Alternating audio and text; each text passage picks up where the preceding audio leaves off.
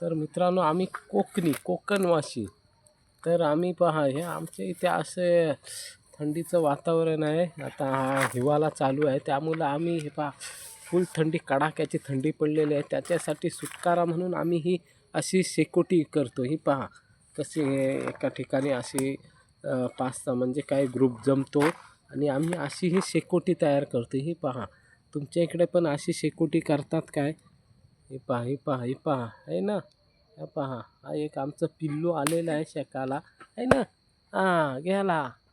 आणि तो पण त्या साला गरमी जास्त झाली लगेच जवळ बसल्यामुळं तो उडाला.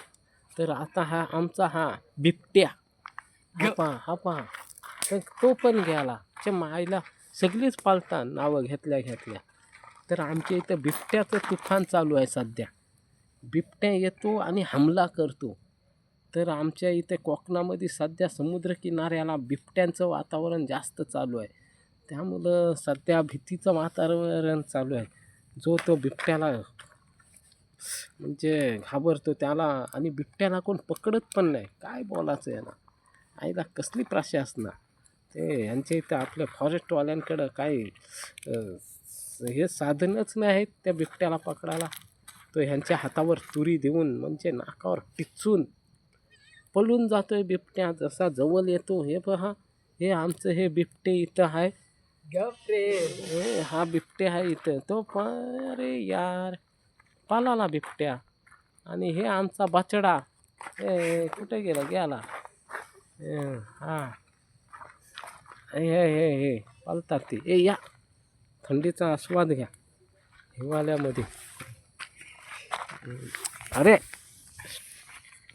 तर आम्ही हे पाहाय ना, ही कोकणची शान आमची. ही 4 लाकडं टाकली की ही आमची अशी शेकोटी तयार होत आहे ना. मोठी व्हिडिओ टाकशील. हा, एक नंबर. एक नंबर तुझा आहेच तो डायलॉग.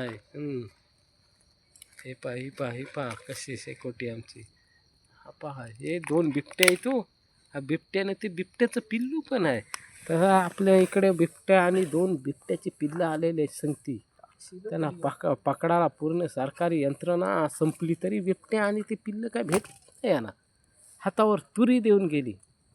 जसा शिवाजी महाराज औरंगजेबाच्या हातावर तुरी घेऊन छत्रपती शिवाजी महाराज औरंगजेबाच्या हातावर तुरी देऊन पालाले, तसे हे बिबट्या आणि त्याची 2 बछडे ते पिल्ली हे आमच्या प्रशासनाच्या हातावर तुरी देऊन पालाले.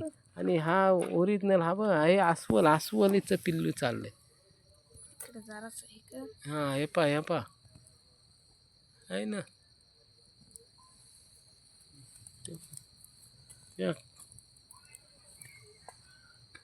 ते पहा अस्वल.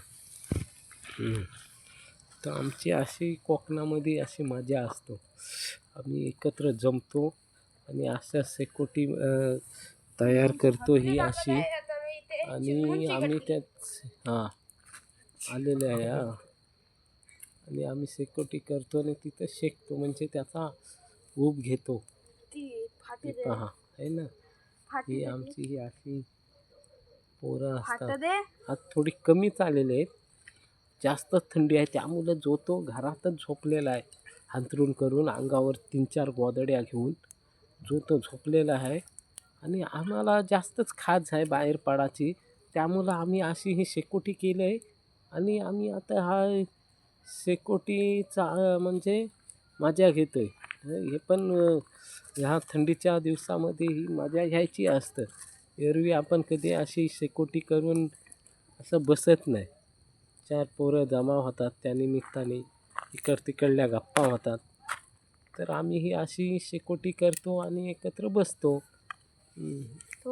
तुमच्याकडे पण अशी करतात काय? तर आता एक आपल्या इथं पण गावठी बिबट्या आलेला आहे.